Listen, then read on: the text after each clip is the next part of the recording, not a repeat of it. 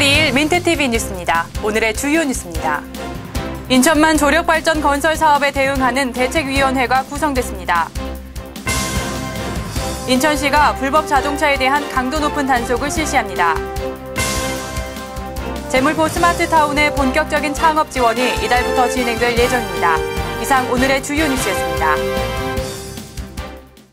첫 소식입니다. 정부와 한국수력원자력 주식회사가 추진 중인 인천만 조력발전 건설 사업에 대해 인천시가 이를 반대하는 민관공동대책위원회를 구성했습니다. 지난 27일 시청사 브리핑실에서 열린 대책위의 기자회견 현장을 배영수 기자가 다녀왔습니다. 해양 생태계를 파괴하고 경제성도 떨어지는 인천만 조력발전 건설 사업에 인천시가 적극적으로 반대 의사를 표명했습니다. 신동근 정무부 시장과 시민단체 대표들은 지난 27일 조력발전 건설 대응을 위한 민관공동대책위원회를 구성하고 기자회견을 가졌습니다. 정부가 지역사회의 목소리를 무시한 채 일방적으로 추진하는 사업에는 절대 동의할 수 없다는 것이 회견의 요지입니다.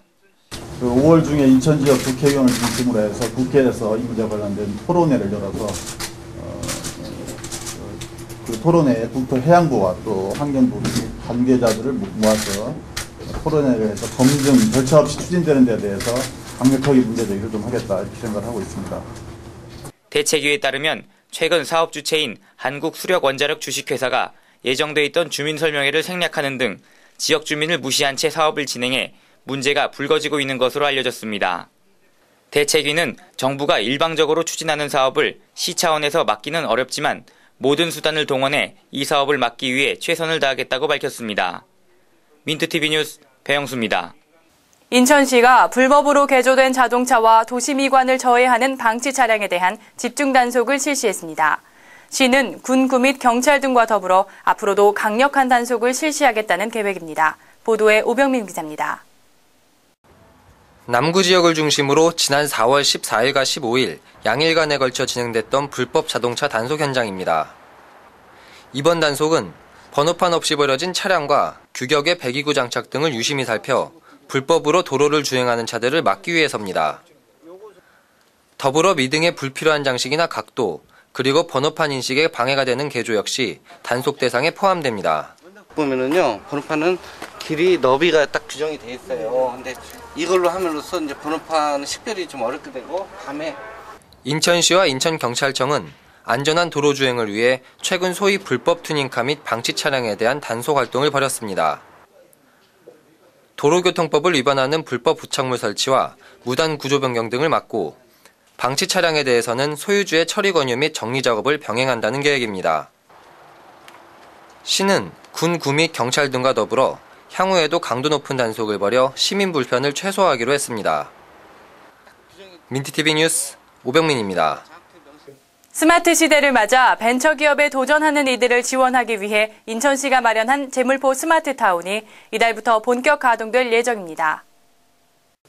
인천시는 제물포 스마트타운의 창업 교육생을 모집한 결과 경쟁률이 2대1을 기록해 그 준비가 매우 순조롭게 진행되고 있다고 밝혔습니다. 시는 그동안 중소기업청에서 마련했던 예비기술 창업자 육성 사업이 그 지원자를 마련하는 데 많은 어려움을 겪어왔기 때문에 제물포 스마트타운도 지원자 모집이 쉽지 않을 것이라 예상했지만 그 결과는 의외로 매우 만족스러웠습니다. JST의 사업은 이제 시작입니다. 부족한 점이 많이 있겠습니다만 앞으로 차차 개선해 나가면서 우리 인천이 JST를 중심으로 창업 메카로 거듭날 수 있도록 시에서도 최대한의 지원을 아끼지 않을 예정입니다. 제물포 스마트타운의 창업교육에 합격한 이들은 6개월간 기초적인 교육을 받게 되며 시가 마련한 창업보육센터로 자리를 옮겨 자신의 아이디어를 현실화할 수 있는 작업을 진행하게 됩니다.